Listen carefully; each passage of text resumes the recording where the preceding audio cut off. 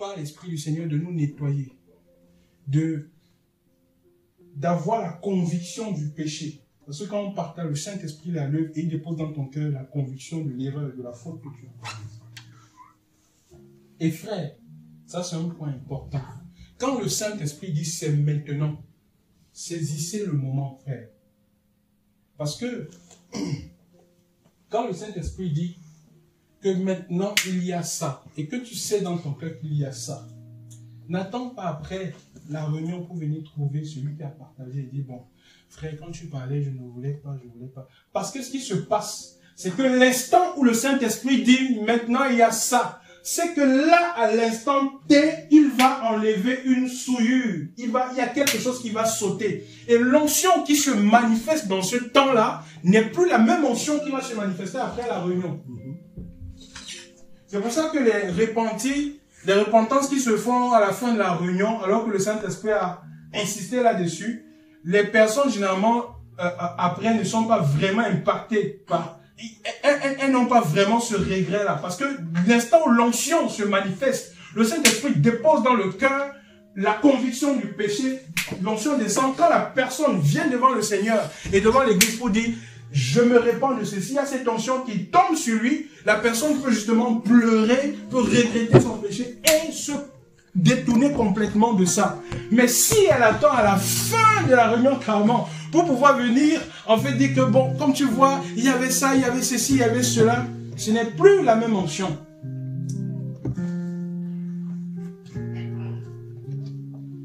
C'est pour ça que tout ce qui est conversion, repentance, quand c'est le moment, là où tu es assis, que le Saint-Esprit te dit que voilà, il y a ça dans ton cœur, il te révèle. C'est son amour qui se manifeste, dans ce sens qu'il nous révèle les bavures qu'il y a dans nos vies pour que nous puissions les abandonner. Saisis le temps là, parce que c'est le temps du salut. Alléluia. Amen. Ça aussi c'est pour nous aider. Parce qu'il y a beaucoup qui parfois par honte. On n'a honte de rien. Tu es mon frère, je suis ton frère. Tu es ma soeur, je suis ton frère. On n'a honte de rien.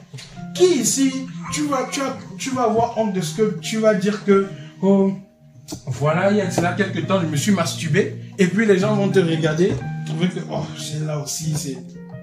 On n'a honte de rien. Parce que tu es dans une assemblée des gens qui, avant la croix, se masturbaient. Tu es dans une assemblée des gens qui, avant la croix, regardaient les films pornographiques. Oui. On est tous passés par là. Mais un seul nous a fait du bien. Alléluia. Un seul nous a nettoyés. Un seul nous a purifiés. Qui ici peut dire devant le Seigneur qu'il n'a jamais commis de faute? Qu'il est aussi pur? Personne. Nous sommes tous passés par la croix. Et la croix, par le sang de Yeshua Mashiach, nous a purifiés. C'est pour ça qu'il dit, frère, que si quelqu'un a péché, qu'il sache que nous avons quoi? Un avocat auprès du Père. Yeshua le juste.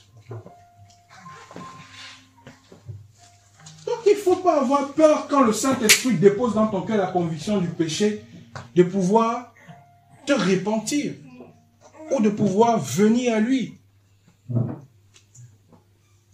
Sinon, dans ce moment-là, tu fragilises l'unité de l'esprit dans l'église. Parce qu'après, ce qui va se passer, c'est que tu vas garder ça et on va venir te saluer, t'embrasser, pensant que tout va bien, alors qu'il y a quelque chose là qui fragilise notre unité. Parfois, ça arrive, hein. Voici un élément très important. Et je réfléchis là-dessus depuis un certain temps. Et je crois que le Saint-Esprit va davantage bien m'expliquer ça. Parfois, vous pouvez voir dans une réunion, on partage tous ensemble, etc. Mais la réunion finit, mais le Seigneur ne te met pas un assez grand zèle pour X ou Y personne. Et pourtant, la personne là, tu la salues tous les jours, tu l'embrasses tous les jours. Mais un autre jour là, tu sens pas trop la chose en fait. Il n'y a pas trop ce feeling là. Vous voyez ce que je veux dire? Ça arrive dans les temps de réunion. Puis bon, après, Pour ne pas frustrer l'autre, tu vois, la personne elle glisse par une petite porte et puis elle rentre à la maison. Parfois, c'est le Saint-Esprit aussi qui fait ça. Parfois, l'Esprit du Seigneur fait ça aussi pour nous éviter, en fait, d'embrasser des personnes qui ont refusé de se repentir. Excusez-moi de le dire, mais c'est vrai. C'est en ça que c'est terrible la relation avec le Saint-Esprit. Hein? Je vous assure, c'est terrible la relation, l'intimité avec le Saint-Esprit.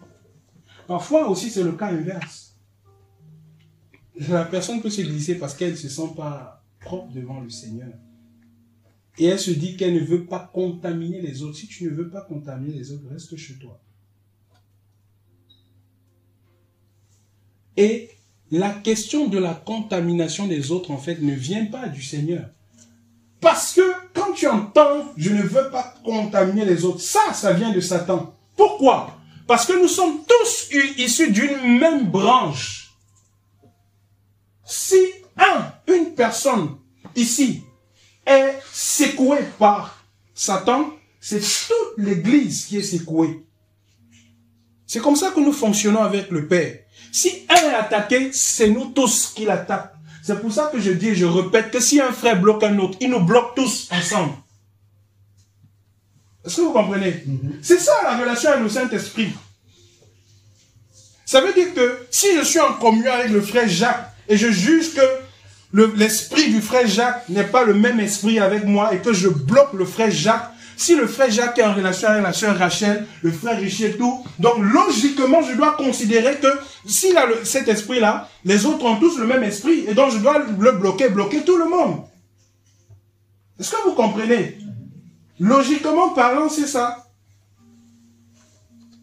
C'est pour nous donner de voix dans quelle dimension nous posons parfois des actes qui affaiblissent la communion, l'unité du corps. Et on ne se rend pas compte. On fragilise l'unité du corps. Te dire que tu ne vas pas contaminer les autres, ça ne vient pas du Seigneur. Viens! Et quand le Saint-Esprit dépose en toi cette conviction-là, tu sais que non, ici il y a quelque chose. Vraiment, tu n'es pas assez pur que ça. Répands-toi! A-t-on déjà empêché quelqu'un de se repentir? Répands-toi, tout simplement. Demande pardon au Seigneur. L'Église prie pour toi. C'est fini. Quand tu te réponds, on a prié pour toi, c'est fini. Si Satan vient encore te dire, ah regarde, hier tu as fait ça, tu dis, arrière de moi Satan. Parce qu'une des forces de Satan, c'est la culpabilité par rapport au péché. Il vient te souffler. Et même parfois quand tu pries, hein, oh toi tu pries aujourd'hui, mais regarde, hier tu étais tellement en colère comme ça, tu n'es même pas digne de t'approcher du Père. Tu le beau, arrière de moi Satan. Amen. Non, c'est juste une expression pour dire que tu parles à ce moment-là avec autorité. Parce que le Père t'a donné l'autorité. C'est pour ça que quand Yoshua a parlé à Pierre, la parole dit qu'il a repris d'une manière tranchante. En disant quoi? Arrière de moi. Non, c'est pas un Satan, s'il te plaît, laisse-moi tranquille. Non. Non, non, non. Là-bas, on ne rigole pas avec ça. Parce que si tu cèdes à ça, ça va t'accompagner. Et il y a beaucoup de chrétiens comme ça, de disciples en qui le Saint-Esprit donne la conviction du péché, il se répand, le Seigneur l'a pardonné et il reste encore dans la culpabilité. Et sa culpabilité influence les autres qui sont autour de lui. L'unité de l'esprit par le lien de la paix. Soyons en paix les uns vis-à-vis des autres. Rassure-toi que ton regard est clair quand tu regardes ton frère. Que tu as un regard clair. Parfois, on ne se regarde pas assez. Hein.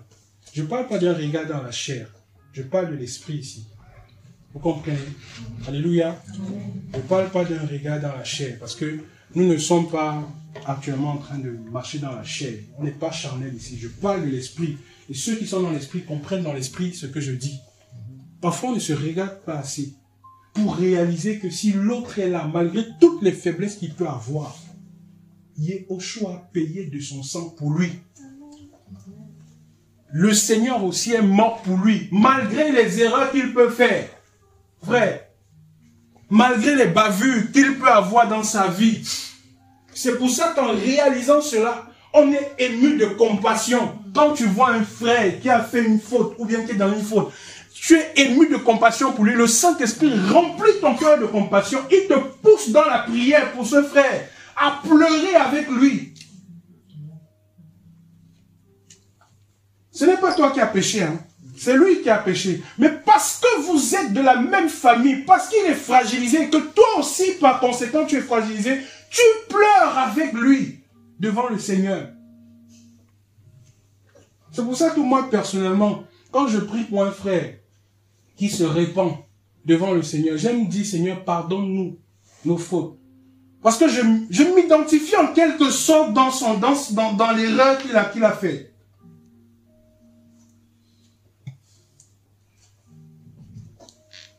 Que tout homme soit reconnu pour menteur. Parce que seul Elohim est juste.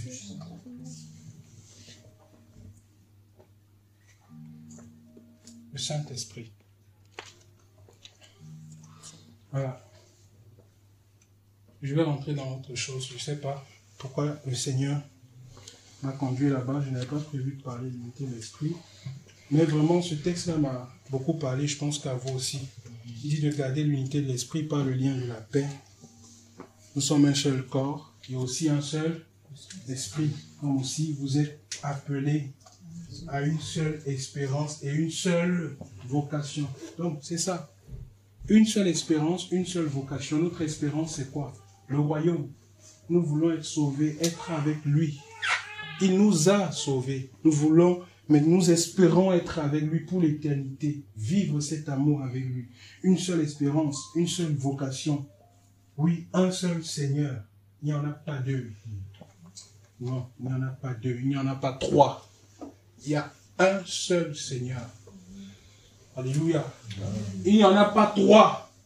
Il y en a un seul. Et lui seul a vaincu la mort et l'enfer.